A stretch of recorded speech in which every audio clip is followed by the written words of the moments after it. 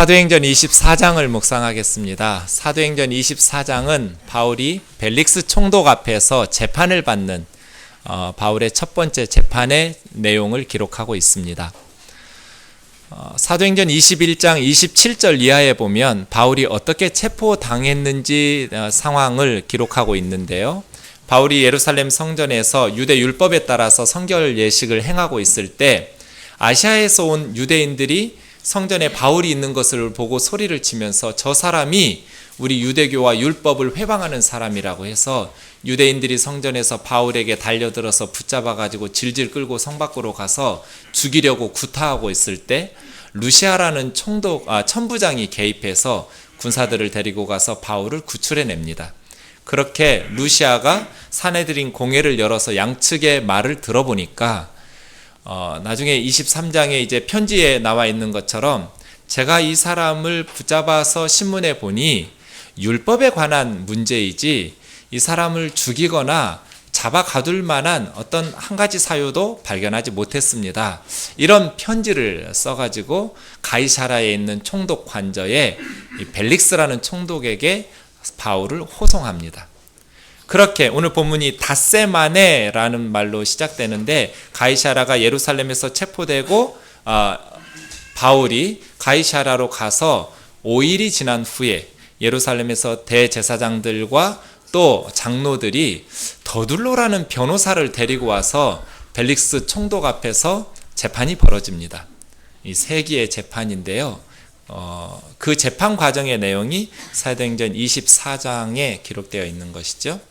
오늘 본문에서 세 사람을 주목하면서 24장을 묵상하고자 합니다. 더둘로라는 변호사, 그리고 재판장인 벨릭스라는 총독, 그리고 사도 바울. 먼저 더둘로라는 사람에 대해서 1절에서 9절까지 내용인데요. 한번 살펴보겠습니다. 원래 1절에 나오는 대제사장들과 장로들도 둘째가라면 서러울 만큼 이스라엘에서 잘나고 똑똑한 사람들입니다. 이스라엘의 최고 권력자들입니다. 사내들인 공회 의원들입니다. 아무나 오를 수 있는 위치의 사람들이 아닙니다.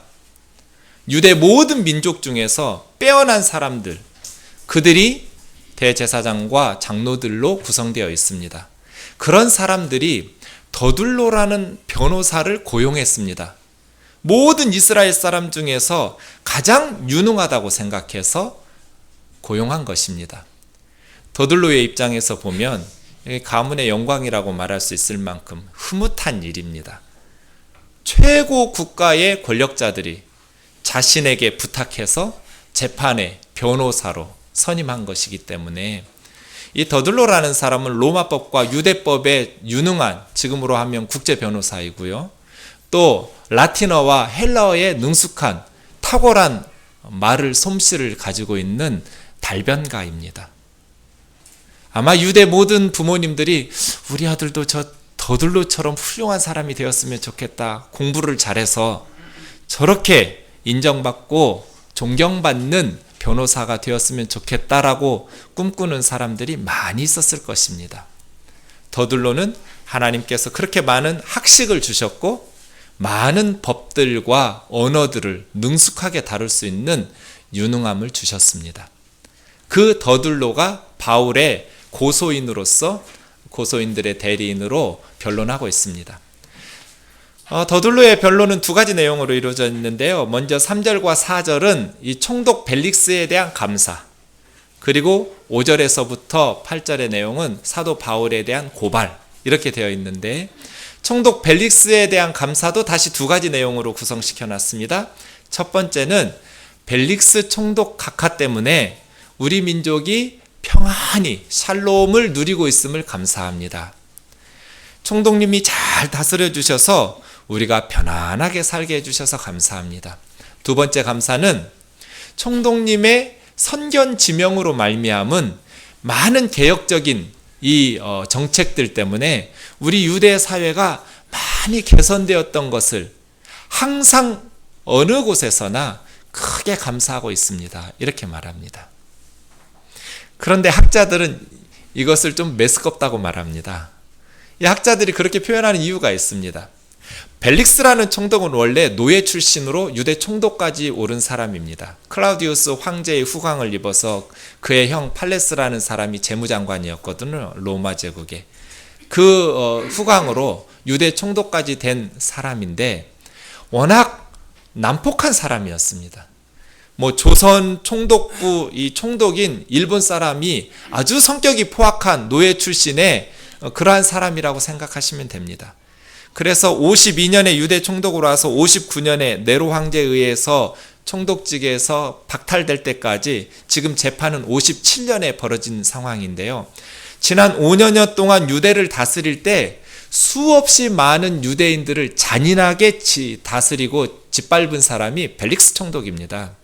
그래서 이곳에 있는 대제사장 아나니아나 아니면 장로들은 늘 벨릭스 총독에 대해서 한국 조선 사람들이 일본 총독에 대해서 좋게 볼 리가 없잖아요. 그것도 아주 난폭한 총독이라면 벨릭스에 대한 유대인들의 감정이 좋을 리가 결코 없습니다. 더더군다나 벨릭스는 아주 잔인한 사람입니다. 그래서 유대인들은 늘 벨릭스에 대한 불평이 있었고 타키투스나 요세푸스라는 역사가들의 역사책에 보면 이 벨릭스 총독을 탄원하는 이 탄원서를 로마 황실에 보낸 적이 있습니다. 그만큼 유대인들은 벨릭스에 대한 감정이 좋지 않았고 벨릭스도 유대인들이라고 그러면 아주 반유대적 감정을 가지고 잔인하게 짓밟았던 정치인입니다. 그런데 더둘로라는 변호사는 어떻게 말합니까? 총독 카카가 잘 다스려 주셔서 우리가 편안하니 감사하고 이 선견지명으로 말미암아서 여러 가지 개선된 것이 우리가 항상 어느 곳에서나 크게 감사하고 있습니다. 메스꺼운 아부입니다. 그리고 나서 바울에 대해서 고발하는데 세 가지로 고발합니다. 첫 번째는 전염병이라는 이미지를 들었습니다. 이 사람은 전염병과 같은 사람입니다. 전 세계 로마 제국에 400만 명의 유대인들이 흩어져 살았는데 천하에 있는 유대인들에게 선동을 해서 로마 제국의 반역을 꾀하는 저 사람 활동을 막지 않고 그대로 가만두면 우리 로마 제국이 전염병에 전염되어서 위태롭게 될 것입니다. 전염병과 같은 자입니다. 반드시 제거해야 됩니다. 이거 거짓말입니다.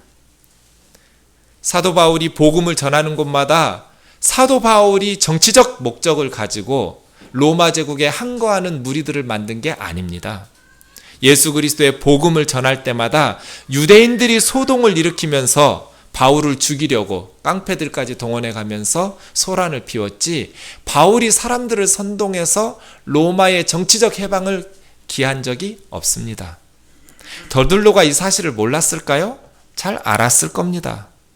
그렇게 무능한 변호사가 아닙니다. 두 번째, 더둘로가 바울을 말할 때 이 사람은 혼자가 아닙니다. 나사렛 이단의 우두머리입니다. 이 사람은 혼자만 이렇게 미친 사람처럼 천하를 소동시키면서 떠돌아다니는 것이 아니라 떼지어서 그룹으로 패거리로 몰려다니는 그룹이 있습니다. 로마 제국에서 공인한 유대교가 아니라 나사렛이라는 지역에 근거지를 둔 무리들인데 이 사람이 우두머리입니다. 이 사람들이 전 세계에 흩어다니면서 로마 제국을 반역하자고 소란하고 다니고 있는 위험한 사람들이고 이 사람은 바로 그 무리들의 우두머리입니다. 세 번째는 로마 제국에서 공인했던 예루살렘 성전을 더럽히려고 했기 때문에 현장에서 우리가 현행범으로 체포했습니다. 더둘로가 이렇게 말합니다. 그랬더니 9절에 보시는 것처럼 함께 있었던 대제사장이나 장로 유대인들도 저 더둘로 변호사의 말이 맞다고 찬성하고 거들고 나섰습니다. 그런데 사실이 아닙니다. 이 10절에서 21절까지 바울의 말을 들어보면 내가 예루살렘에 있은 지는 12일밖에 안 됐습니다. 나는 몇 년 동안 외국에 떠돌아다녔고 예루살렘에 몇 년 만에 왔는데 예루살렘에 온 지 12일 동안 내가 무슨 사람들을 만나면서 선동해서 로마 제국의 독립을 깨하기 위해서 체포당한 게 아닙니다. 저는 하나님의 율법에 따라서 성전에서 성결 예식을 행하고 있을 때 아시아에서 온 사람들이 저를 죽이겠다고 잡아서 소동이 일어났고 천부장 루시아가 저를 이 재판 자리에까지 보내서 온 겁니다. 그러나 제가 믿는 바가 있습니다. 네 가지로 바울은 말합니다. 바울의 신앙 고백입니다. 첫 번째, 나는 예수 그리스도의 그 도, 이단이라고 부르는 그 도를 따라 하나님을 섬기는 사람입니다. 저는 하나님 섬기는 사람입니다. 두 번째, 나는 성경에 기록된 모든 것을 다 믿는 사람입니다. 율법과 선지자에 기록된 구약 모든 성경을 다 믿습니다. 세 번째, 나는 부활이라는 하나님을 향한 소망이 있는 사람입니다. 내 안에는 하나님을 향한 소망이 있는데 하나님께서 다시 부활의 생명을 주시마 약속하신 그 소망이 내 속에 있는 사람입니다. 네 번째, 나는 항상 하나님과 사람들 앞에서 양심의 거리낌이 없이 살려고 힘쓴 사람입니다. 이렇게 자신을 이야기합니다. 나는 로마 제국의 반역을 꾀해서 어떤 폭동을 일으키려는 정치범이 아닙니다. 이 사람들이 다 알 겁니다. 나는 성전에서 누구하고 만나서 논쟁하거나 변론한 적이 없습니다. 회당이나 예루살렘 도시를 돌아다니면서 소란을 피운 적이 없습니다. 증거를 아무도 댈 수 없기 때문에 이 사람들이 증인을 대지 못하는 것은 내가 실제로 그런 일을 행하지 않았기 때문에, 내가 소란을 피우거나 변론을 성전에서 논쟁하고 싸운 것을 본 사람이 없기 때문입니다. 저는 그런 적이 없습니다. 그리고 그러기에는 시간이 너무 짧습니다. 몇 년 만에 예루살렘에 와서 12일 만에 체포됐습니다. 단 제가 하나님을 섬기는 사람인 것 맞습니다. 하나님께서 주신 구약의 하나님의 말씀인 성경을 다 믿는 것 맞습니다. 하나님을 향한 부활의 소망이 있는 것 맞습니다. 하나님과 사람들에게 언제나 양심의 거리낌 없이 살아온 것 맞습니다. 그런데 더들로는 왜 그 사실들을 파악해서 루시아라는 천부장이 사내들인 공회를 열어서도 죽일 죄가 없다고, 이것은 종교 문제지 정치범이 아니라고 확신해서 보내는데도 이 유능한 국제변호사 더들로는 이렇게 거짓말을 할까요?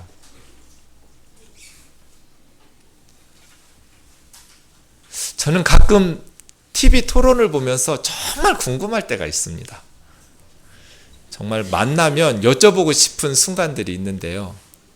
명문대학을 졸업하고 외국에서 박사가 된 교수님들이나 아니면 국회의원들이 저런 말을 하는데 자기가 하는 저 말을 본인이 정말 옳다고 믿어서 저렇게 말씀하실까? 아니면 자기도 이게 틀린 말인 줄 알면서 그냥 어떤 세상적 이익을 위해서 저런 말씀을 하실까? 정말 물어보고 싶을 때가 있습니다.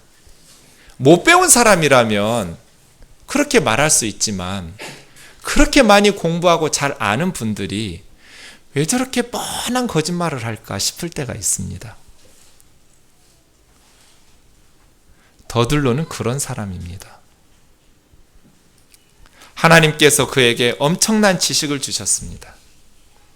엄청난 언어의 능력과 탁월한 말솜씨를 주셨습니다. 저는 4절을 보고 혀를 내둘렀습니다.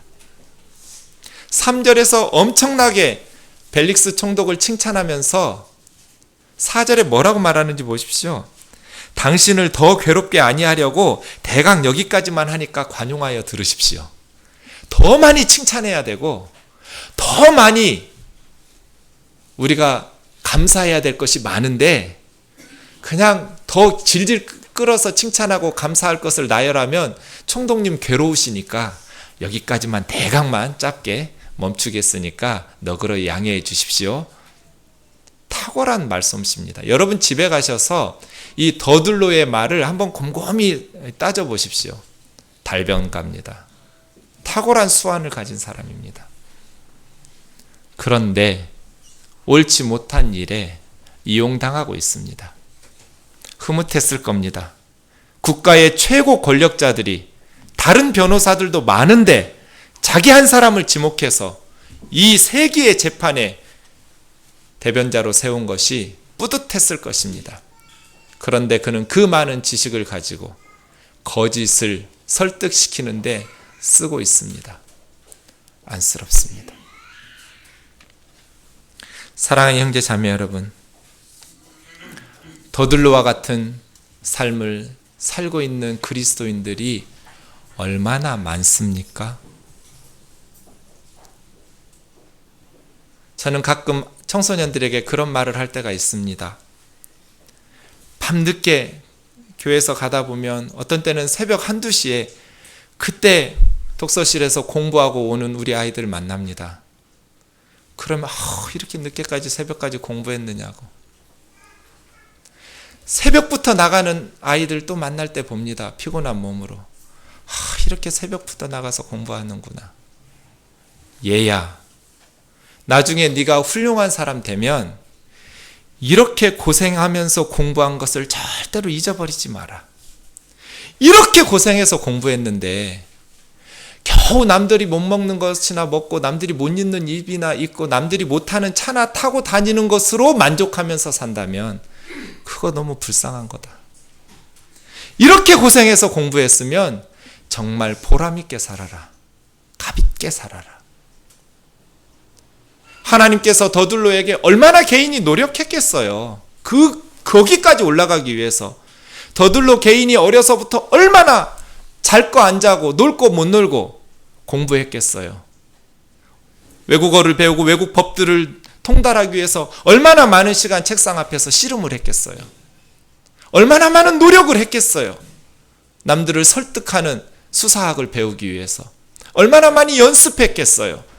얼마나 많이 또 하나님 앞에 기도했겠어요.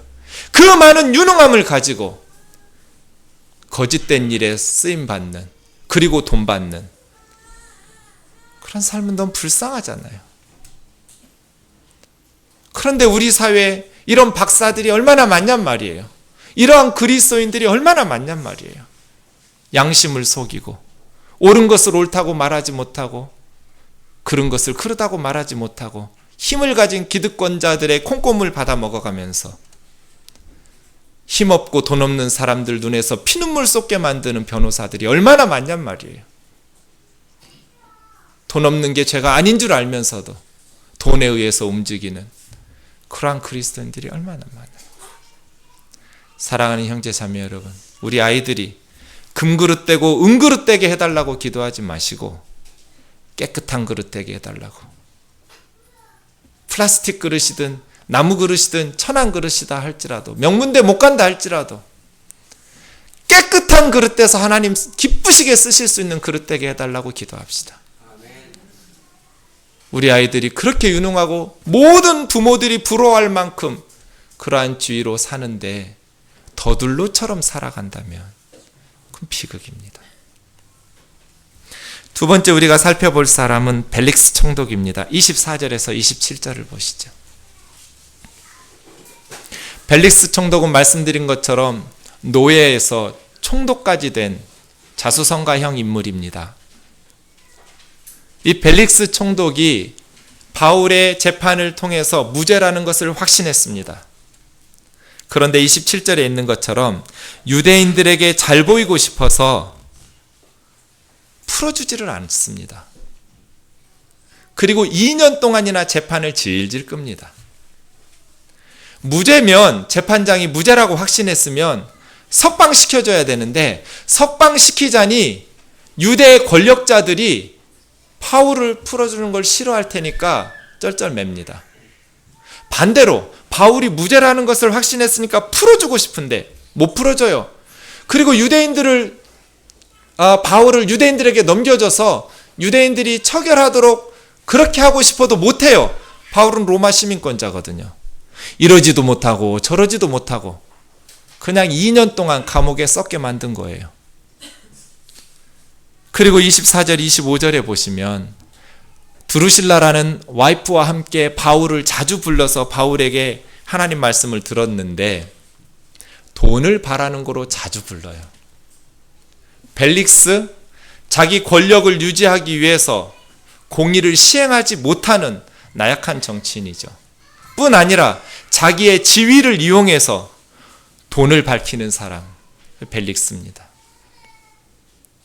자기 지위를 이용해서 돈을 버는 일을 꾀하는 사람을 지도자라고 말할 수는 없습니다.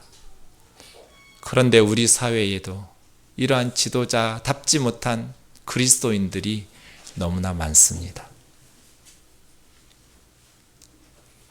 그러한 지도자들 뿐입니까? 저와 여러분은 어떻습니까? 사람과의 관계를 맺을 때, 어떤 일을 행할 때 항상 그 사이에 돈을 끼워 넣지 않습니까? 돈 되는 일이 아니라면 아무 일도 안 해주는, 그저 무슨 일을 하든 누구를 만나든 저 사람을 통해서, 이 일을 통해서 돈이 생기지 않을까를 머릿속으로 늘 염두에 두고 만나는 벨릭스 같은 사람은 아닙니까? 바울이 17절 말씀해 보시면 내가 몇 년 만에 외국에서 내 민족을 구제할 돈을 가지고 왔다고 말합니다. 그래서 그런지 계속해서 바울을 불러서 말할 때마다 이 사람이 멍청한 사람은 아닌 것 같은데 그렇게 암시를 해도 돈을 안 가져와요. 이 정도면 알아들을 때가 됐는데 왜 돈 준다는 말을 안 하는 거예요, 바울이. 그러면서 머릿속으로는 돈을 그리면서 바울의 입을 쳐다보니까 믿음이 생기겠어요? 돈을 얻을 줄로 계속 기대하면서 여러 차례 바울을 들어요. 몇 년 후인지 몇십 년 후인지 하나님 앞에 갔겠죠. 더둘로도 벨릭스도. 벨릭스 총독에게 하나님께서 뭐라고 말씀하셨을까요?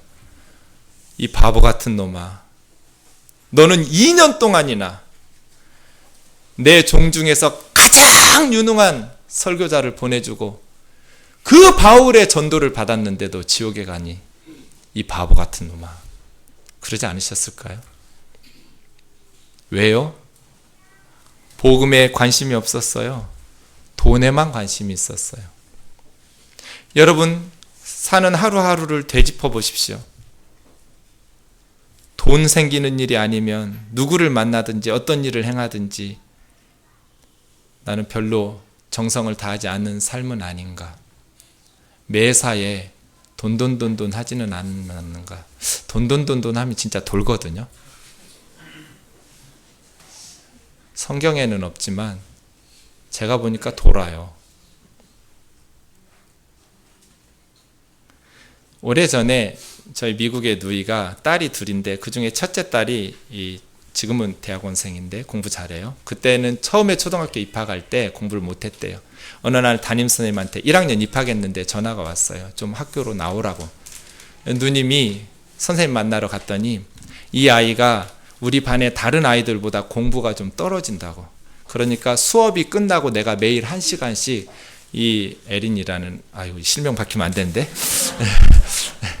얘를 가르쳐도 되겠느냐고 어머니 이렇게 부탁 허락받으려고 부른 거예요. 그러니까 저희 누이가 얼마나 고맙겠어요. 네 선생님 고맙습니다. 정말 고맙습니다. 내가 장사하느라고 우리 아이를 못 가르치는데 선생님이 그렇게 날마다 1시간씩 가르쳐 주시니 얼마나 고마웠겠어요. 그래서 한국에서 하던 습관대로 봉투를 드렸죠. 네, 감사합니다. 그랬더니 깜짝 놀라면서 펄쩍 뛰는 거예요. 미국 선생님이. 나 돈 바라고 하는 거 아니라고. 이거 받으면 큰일 난다고. 압니다 선생님. 제 정성이니까 제 입장을 생각해서 선생님 마음 압니다. 끝까지 안 받고 나중에는 화를 내시더래요. 나를 어떻게 보고 그러느냐. 못 줬대요.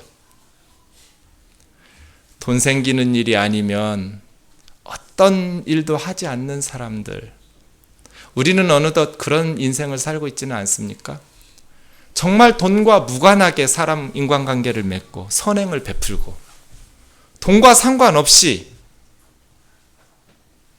그저 내 마음속에 하나님의 사랑을 가지고 이웃 사랑을 실천하는 일은, 그런 일은 없습니까? 어떻게 재판장이 공의롭게 재판해야 될 그 자리에 앉아 있으면서 피고 측으로부터 돈을 받을까 해서 계속 압력을 넣습니까? 자기 지위를 이용해서 내가 돈 주면 풀어줄 수도 있는데 이런 압력 넣지 않았겠습니까? 벨릭스와 같은 삶을 살고 있지는 않습니까? 그러한 사회니까, 그게 또 통용되니까, 그리스도인들이 이렇게 많음에도 불구하고 짠맛을 발휘하지 못하니까 이 세상이 부패해서 계속 돈이 통하니까 계속 돈을 쓰고 있는 사회로 우리는 썩어가고 있는 사회 속에 살고 있지는 않습니까? 제가 오래전에 독일에서 오는데 제 옆자리에 음악을 전공하는, 악기를 전공하는 유학생을 같이 한국으로 타고 왔어요. 열 몇 시간 타고 오니까 이런저런 이야기를 그 여학생하고 하면서 왔는데, 자기가 처음에 독일에 유학 갈 때 음악 교수들이 돈을 안 받았대요. 레슨을 해도 무료였대요. 근데 요즘은 다 돈 받는데요. 선물 받고. 그 일을 누가 만들었냐? 한국 애들한테만 받는데요. 한국 유학생들이 독일 교수들을 그렇게 회심시킨 거예요.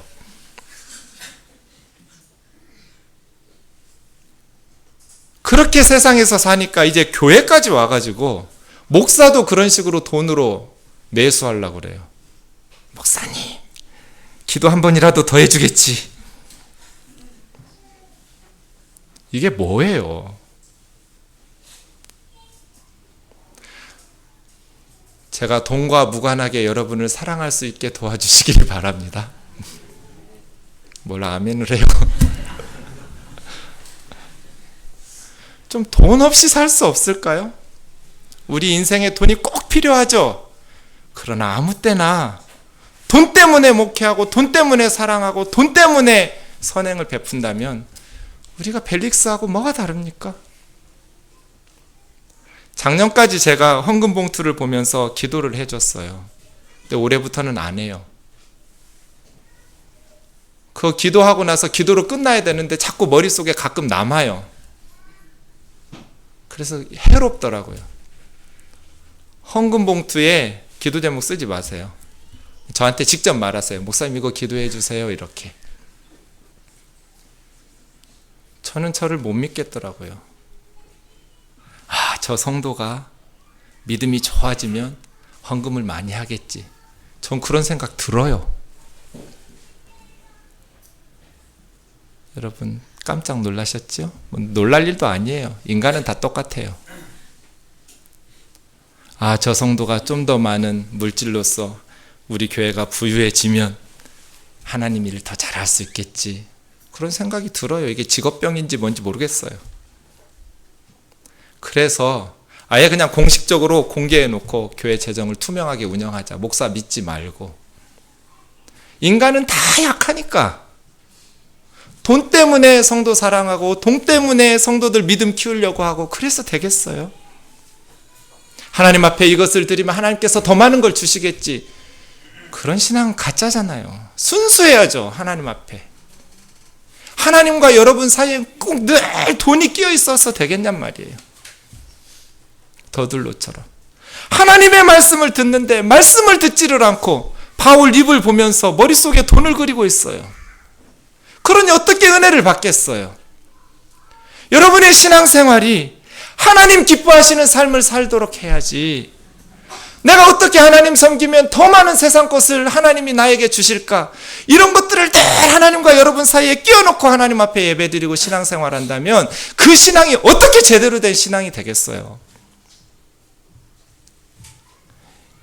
사랑하는 형제자매 여러분, 하나님과 여러분 사이에 세상의 축복이나 물질이 끼어들어가지 않기를 바랍니다. 우리가 하나님을 순수하게 사랑하고 하나님 기뻐하신다 생각하는 것들을 순종해서 살면 하나님께서 우리에게 물질을 주실 수도 있고 또 안 주시면 열심히 노력하면서 어려움을 잘 견뎌내고 그렇게 하나님 앞에 기쁨이 되고 감사가 넘치는 하나님의 기쁨 되는 신앙생활을 하셔야지. 하나님께서 그 높은 지위를 주셨더니 그 지위를 가지고 어떻게 하면 돈을 더 벌 수 있을까? 이런 벨릭스처럼 사는 비극이 없기를 바랍니다. 세 번째 우리가 봐야 될 사람은 사도 바울입니다. 저는 25절을 보고 깜짝 놀랐습니다. 24절에 바울이 드루실라와 벨릭스 부부에게 그리스도 예수의 예수 그리스도의 복음을 전하는데 세 가지의 포커스를 맞춥니다. 의와 절제와 심판입니다. 복음을 전하는데도 여러 가지 접근 방법이 있습니다. 총독님, 정말 하나님께서 사랑하시는군요. 이렇게 죄수인 나에게 복음을 들으려는 마음은 하나님이 주신 복된 마음입니다. 누구든지 예수 믿으면 죄사함 받고 천국 백성 될 수 있습니다. 아멘 할렐루야 이럴 수 있었거든요. 근데 바울은 의, 절제, 심판 이렇게 전도해요. 벨릭스는 불의한 사람이에요. 그리고 드루실라는 남의 부인이었어요. 자기가 뺏은 거예요. 무절제한 사람이에요. 그런데 바울은 당신도 예수 그리스도를 믿지 않고 계속해서 불의하고 무절제하게 살면 하나님의 심판을 피할 수 없을 것이라고 말해요. 바울이 왜 뇌물 못 주겠어요? 2년 동안이나 깜빵에서 썩으면서 고생 안 할 수 있는 거 바울이 너무나 잘 알아요. 누가가 어떻게 알았을까요? 벨릭스 총독이 바울에게 돈을 바라고 자꾸 불러대는 거를 바울이 말해줘서 알았겠죠. 바울은 모르고 누가만 안, 그건 불가능해요. 바울이 알았기 때문에 누가가 알고 쓴 거예요. 그런데 바울은 그걸 알면서도 돈을 안 줘요. 왜요? 내가 양심에 타협하면서 이 벨릭스에게 복음을 전할 수는 없어요. 목사가 뇌물 받고 돈 받아가면서 전하는 복음을 누가 믿겠어요? 성도들이 헌금 많이 하게 해가지고 좋은 차 타고 좋은 집 살고 자기가 져야 될 경제적 부담을 성도들에게 지우고 다 가짜예요. 2번 볼 것도 없어요.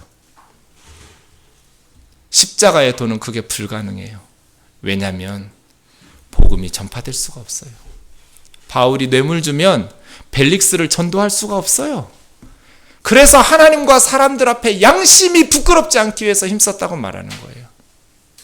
양심에 부끄러운 타협을 해가면서 복음을 전할 수는 없어요. 그러한 복음은 진정한 복음이 아니에요.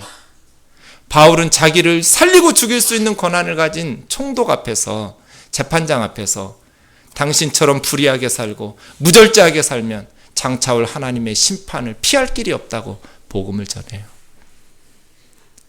누가 자유인이고 누가 죄수예요? 벨릭스가 죄수예요. 돈의 쇠사슬에 묶여 있고 명예의 쇠사슬에 묶여 있고 무절제와 불의의 쇠사슬에 묶여 있는 벨릭스가 노예예요. 그가 죄수예요. 바울은 예수 그리스도의 복음 안에서 쇠사슬에 묶여 있지만 자유인이에요. 사랑하는 형제 자매 여러분, 우리도 사도 바울처럼 어떤 상황에서든지 하나님의 복음을 전하는 자들이 되기를 주의 이름으로 축원합니다. 하나님께서 더둘로에게 많은 지식과 언변을, 능력을 주셨습니다. 그러나 그 많은 지식으로 더둘로는 돈 버는 데 사용했습니다. 그는 말쟁이에 불과했습니다. 바울은 비록 쇠사슬에 묶인 죄수였지만 그는 사상가요, 복음의 일꾼이요, 천국의 시민답게 살았습니다. 하나님께서 벨릭스에게는 노예로 살던 그에게 총독의 지위까지, 총독은 황제가 될 수 있는 고위직입니다. 많은 로마 황제들이 총독 출신입니다. 그 높은 로마 제국의 높은 자리에 세웠습니다. 그런데 그 지위를 통해서 돈을 번 생각을 했지 공의를 실현하는 정치인이 되지를 못했습니다. 그러나 바울은 쇠사슬에 묶여 있으면서도 담대하게 복음을 전합니다. 당당하게 하나님의 심판을 전합니다. 어떤 상황에서든지 어느 순간에서든지 예수 그리스도의 복음을 전하기 위해서 충만하게 준비된 사람. 수도꼭지를 틀면 물이 콸콸 쏟아지는 것처럼 바울을 틀면 예수 그리스도의 복음이 언제나 흘러넘쳤습니다. 어느 상황에서도 바울은 예수 그리스도의 복음을 사람들에게 전하기 위해서 힘쓴 거룩한 전염병자입니다. 전염병이 맞습니다. 바울이 가는 곳마다 예수 그리스도가 전파됩니다. 이 사람은 전염병입니다. 천하의 유대인들을 다 선동하고 다닙니다. 선동하는데 천국 함께 가자고 선동하는 자입니다. 전염시키는데 죽이는 바이러스를 전염시키는 것이 아니라 예수 그리스도의 생명의 바이러스를 전염시키는 전염병입니다. 저와 여러분 이렇게 복된 칭찬받기를 원합니다. 사랑하는 형제 자매 여러분, 얼마 안 있으면 우리도 더둘로나 벨릭스나 바울처럼 하나님 앞에 갈 겁니다. 바울은 벨릭스 앞에서 4가지 믿는다고 말했습니다. 나는 예수 그리스도의 도를 따라 하나님을 섬기며, 나는 성경에 기록된 모든 하나님의 말씀을 다 믿으며, 하나님을 향하여 부활의 소망이 내 안에 있고, 하나님과 사람 앞에 양심에 부끄럽기를 힘씁니다. 이렇게 살아 예수 그리스도의 생명의 복음을 전염시키다가 하나님 앞에 갔을 때 잘했다, 착하고 충성된 종이라 하나님의 칭찬을 받는 자 되기를 원합니다. 더둘로처럼 세상에서 부귀영화와 부러움을 가지고 돈을 가지고 있었지만 하나님 앞에 갔을 때 심판받거나, 벨릭스처럼 세상의 권력을 가지고 있었지만 돈만 밝히다가 하나님의 심판을 받는 자가 아니라, 비록 세상에서는 가난할지 모르고 세상에서는 죄수로 쇠사슬에 묶일지 모르나 어느 순간에든 예수 그리스도의 생명의 복음을 전염시키기 위해서 노력했던 바울처럼 우리도 하나님 앞에서 예수 그리스도의 복음의 메인자들이 되기를 주의 이름으로 축원합니다. 찬송가 502장 찬양하고 묵상 기도하겠습니다.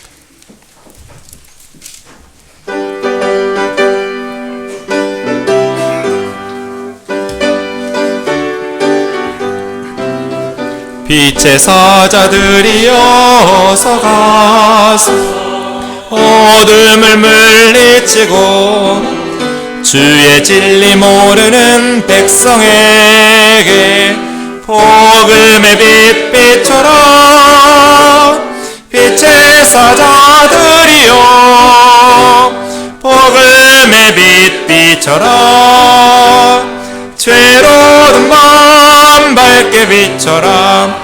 빛의 사자들이여 4절이요 동서남북 어디나 땅끝까지 주님만 의지하고 눈 어두워 못 보는 백성에게 복음의 빛비처럼, 빛의 사자들이여 복음의 빛비처럼, 죄로운 밤 밝게 비춰라. 빛의 사자들이여. 말씀 붙잡고 같이 기도합시다. 하나님, 우리에게 어떻게 살아야 할지 가르쳐 주셨는데 삶 속에 실천할 수 있도록 더둘로처럼 벨릭스처럼 살지 아니하고 바울처럼 하나님 앞에서 늘 하나님의 심판대 앞을 기억하면서 하루하루 살아갈 수 있도록 기도하겠습니다. 살아계신 하나님 아버지,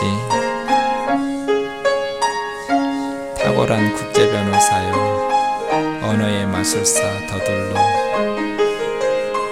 하나님 저에게도 지식 주시고 목사의 직분도 주셨는데 이 직분 이용해서 잘 먹고 잘 살려는 악한 마음 품지 않도록 양심에 화인 맞아서 스스로 양심의 가책도 느끼지 못할 만큼 세상의 복음에 빠져 살지 않도록 주여 도와주옵소서. 하나님 아버지, 하나님의 말씀 안에 언제나 신실하게 서게 도와주시고 하나님의 말씀 앞에서 사랑하는 예수님, 하나님 앞에서 우리가 어떻게 살아야 할지, 또 한 주간이 시작되는 이 주일 첫날에 하나님 주신 말씀대로 우리의 삶을 다시 돌아보면서 언제 어디서나 복음으로 충만한 하나님 앞에서 사는 말씀의 전파자들이 될 수 있게 도와 주시옵소서. 하나님과 사람 앞에 양심에 부끄럽지 않은 그리스도인이 될 수 있게 도와 주시옵소서. 예수님의 거룩하신 이름으로 기도하옵나이다. 세례식을 베풀겠습니다.